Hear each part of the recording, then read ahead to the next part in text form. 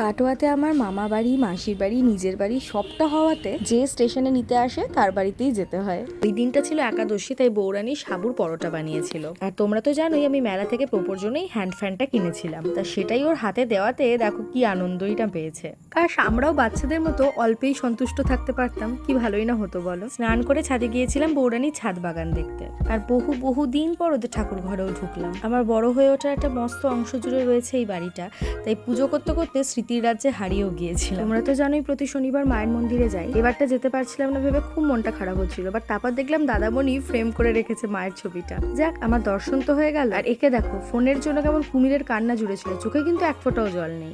বিকালবেলা এই বাচ্চা বাটির সঙ্গে আড্ডা মেরে আমি চলে গেলাম শুটে, যেটার জন্য এবারে কাটোয়ায় আসা। আর আজকে আমার অ্যাসিস্ট্যান্ট হচ্ছে আমার দাদামণি। পরে অবশ্য রাইও জয়েন করেছিল। তো বৃষ্টিতে ভিজে ভিজে আমরা চলে এসেছিলাম মঙ্গলম এক্সক্লুসিভে, যার কালেকশন দেখতে হলে এক্ষুনি আমার চ্যানেলটাকে সাবস্ক্রাইব করতে হবে। Okay bye.